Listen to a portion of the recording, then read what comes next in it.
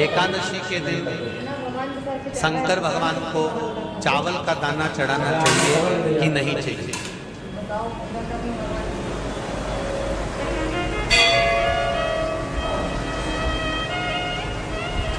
अब बोलो तेरा क्या होगा रे काला?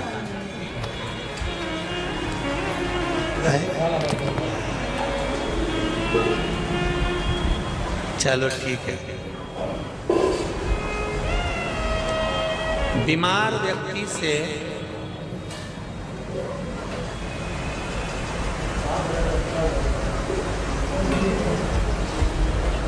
कोई बीमार व्यक्ति है, बहुत रोगीला, उसको बहुत रोग है, शुगर है, बीपी है, थायराइड है, सब कुछ है उसको, और वो रोगीला व्यक्ति जब डॉक्टर के पास जाकर पूछे, डॉक्टर साहब मेरी तबीयत ठीक नहीं रहती है, मैं बहुत कष्ट में रहती हूँ, बहुत तकलीफ है शरीर में,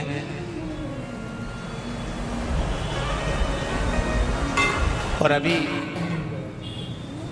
सावन का महीने का व्रत आ रहा है डॉक्टर साहब, 1 महीना में व्रत करती थी पहले, करूं कि नहीं करूं? तो डॉक्टर साहब क्या बोलेंगे? बोलते जाओ जरा जम के। डॉक्टर बोलेगा कि आप व्रत मत करो? डॉक्टर एक बात कहेंगे,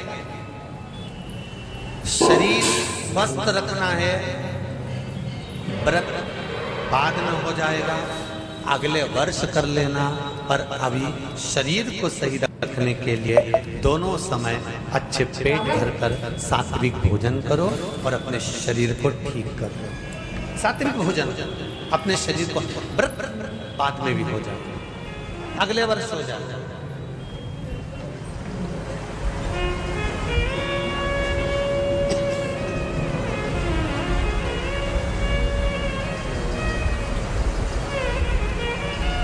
अभी तुम थोड़ा सवेरे 2 बिस्कुट ले लिया करो, सुबह नाश्ता ले लिया करो, भोजन ले लिया करो, फिर दोपहर में कुछ हल्का फुल्का लेकर थोड़ी थोड़ी देर में खाते रहना चाहिए हो।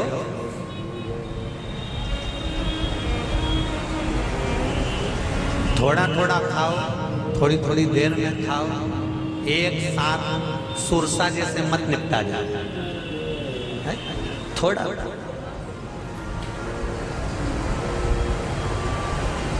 ज्यादा खाओगे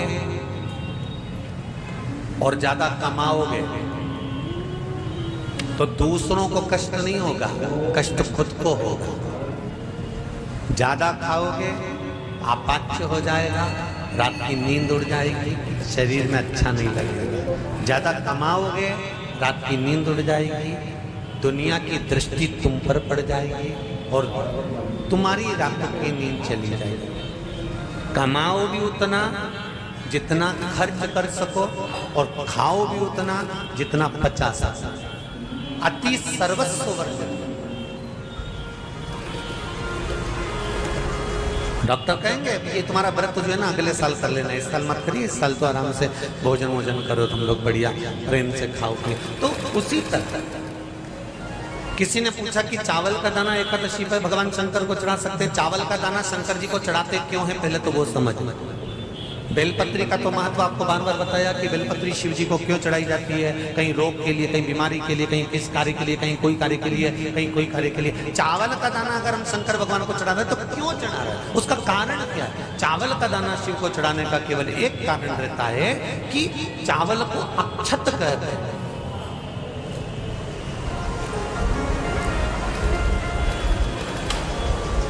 अक्षत का मतलब होता है अक्षय।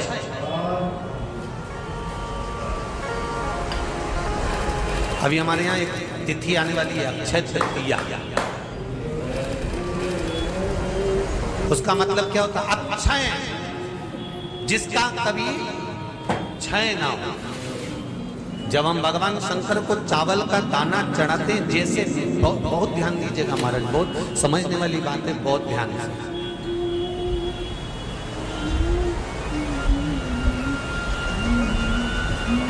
चावल का दाना हमारे मस्तक पर तिलक करने के बाद पंडित जी क्यों लगाते हैं कि भगवान जैसा समय आज चल रहा है, आप पूजन कर रहे हो, पाठ कर रहे हो, दान कर रहे हो, पुण्य कर रहे हो, सत्कर्म कर रहे हो, भजन कर रहे हो, मेरा देव अधिदेव महादेव, मेरा नारायण, मेरा सत्यनारायण भगवान, मेरा राम जी, मेरा विष्णु जी, मेरा भागवत मैया, मेरी रामायण मैया, ब्राह्मण मस्तक पर तिलक लगाने के बाद चावल इसलिए लगाता है कि जैसा समय आज चल रहा है, भगवान तुमको ऐसा ही समय बनाकर रखे और तुम ऐसे ही चार चांद लगाते रहो, दान पुण्य संकीर्तन करते रहो, इसलिए मस्तक पर चावल का दाना लगाया है।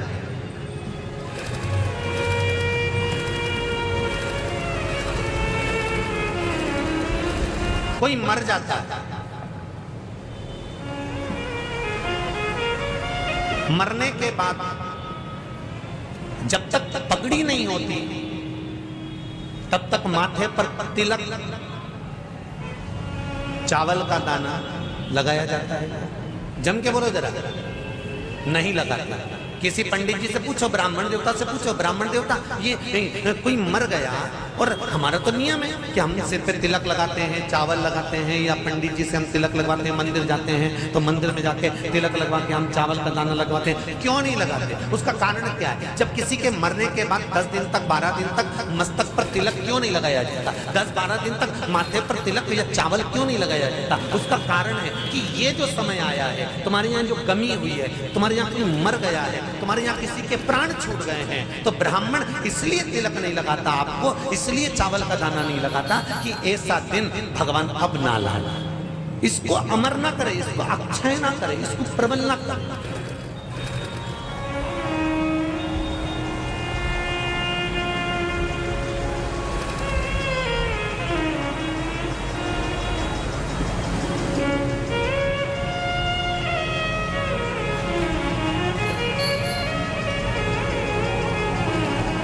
और जब चावल का दाना, तो यहाँ शिव महापुराण की कथा करी, चावल का दाना हम शिव जी को क्यों चढ़ाते हैं, भगवान को क्यों समर्पित करते हैं, भगवान की पूजन में अक्षत क्यों समर्पित करते हैं, चावल क्यों समर्पित करते हैं, उसका कारण क्या है? तो कहा आज मैंने जब चावल का दाना आपको समर्पित करा है, जिस भाव से, जिस विश्वास से, जिस श्रद्धा से, जिस मन से मैं आपको रिझा रही हूँ, हे भोलेनाथ मेरी ये मनोकामना पूर्ण कर, इसको अक्षय कर देना, इसको अमर कर देना, बस इतनी कृपा आप करना।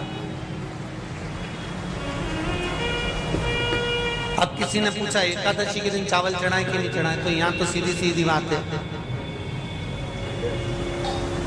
बीमारी देखकर थोड़ी ना आती है कि नवरात्र चल रहे हैं कि सावन का सोमवार चल रहा है, बीमारी तो बीमारी।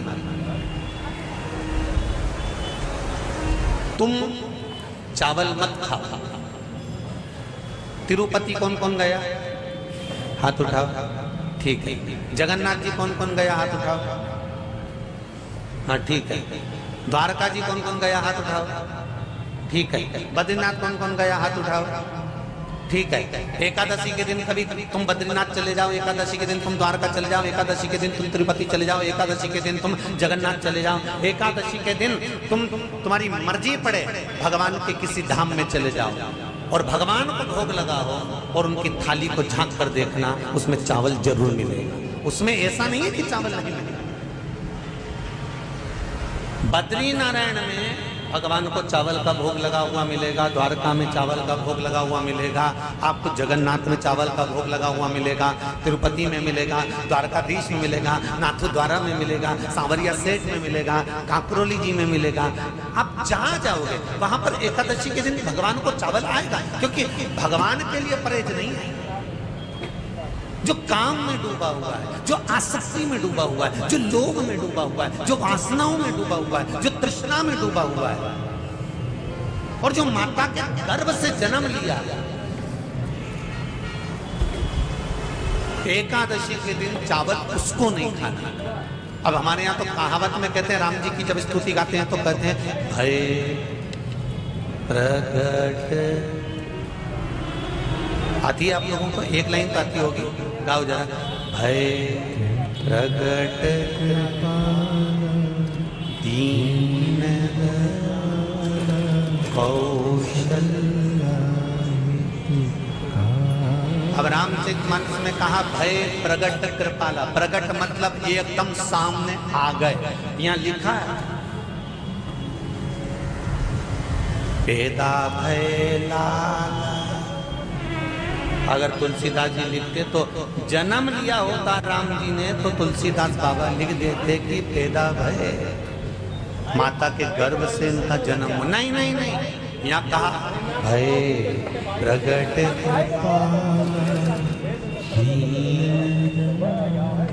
कौशल्या, यहाँ प्रकट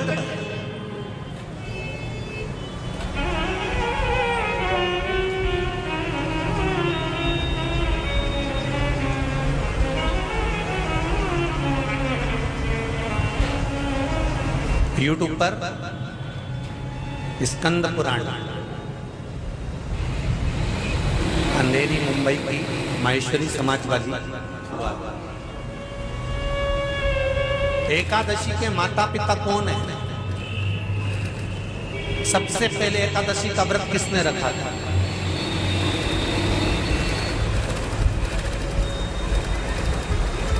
एकादशी का जन्म स्थान कहां है?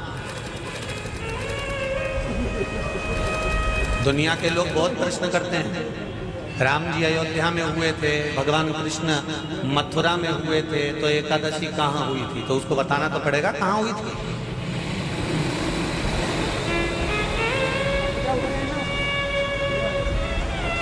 उसमें हमने वर्णन किया कि एकादशी के माता पिता कौन, एकादशी का व्रत सबसे पहले किसने किया, एकादशी का जन्म कहाँ हुआ, एकादशी को क्यों चावल नहीं खाते, एकादशी के दूसरे दिन चावल का दाना खाना क्यों जरूरी है।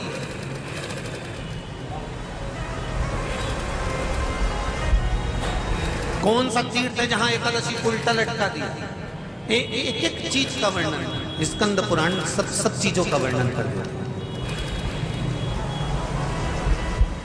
प्रत्येक तो यहाँ जो वर्णन आया कि आप मनुष्य जो माता पिता के गर्भ से, माता के गर्भ से जन्म लिया हो, संसार में जिसका जन्म हुआ हो और मृत्यु लोक में गर्भ की कैद में रहने के बाद जन्मा हो, उसको एकादशी के दिन चावल नहीं खाना चाहिए।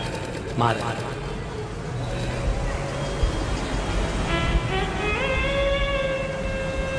पर यहाँ शास्त्र ये नहीं कहता कि भगवान को चावल नहीं चढ़ाना चाहिए।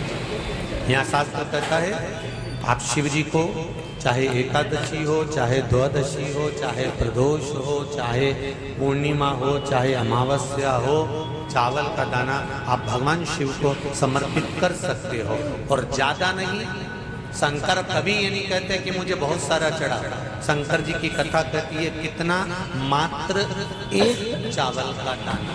हमको उनसे भी कहेंगे जो लोग कहते हैं ना कि हम आज हमारा सावन का महीना है तो आज हमें भगवान को 1.25 लाख बेलपत्र चढ़ाएंगे, तो कोई कहता हम 1000 बेलपत्र चढ़ाएंगे, तो कोई के हम 5000 चढ़ाएंगे, कोई के हम 50,000 चढ़ाएंगे। मेरा निवेदन केवल इतना है, तुम तो एक चढ़ा। और ये भी जरूरी नहीं है, एक बेलपत्र भी कब चढ़ाई जाती है शंकर भगवान को, जब तुमने किसी एक बेलपत्र का पेड़ लगाया होगा और वो पेड़ बड़ा हो गया होगा, तब तुम हकदार बनते हो कि किसी के पेड़ की बेलपत्र तोड़कर शिव को चढ़ाई जाए। श्री शिवाय नमस्तुभ्यम, हर हर महादेव। पूरा वीडियो देखने के लिए बहुत बहुत धन्यवाद। पूज्य गुरु जी ने एकादशी के दिन किए जाने वाला कुछ विशेष उपाय बताए हैं, जिस जानकारी के लिए हम आप हमेशा एक दूसरे से पूछते रहते हैं कि भगवान को एकादशी के दिन चावल समर्पित किया जाता है या नहीं। इसके लिए पूज्य गुरु जी ने एकदम विस्तार रूप से बता दिए हैं, तो आप यह वीडियो देखकर अपने संशय को समाप्त कर सकते हैं। श्री शिवाय नमस्तुभ्यम, हर हर महादेव।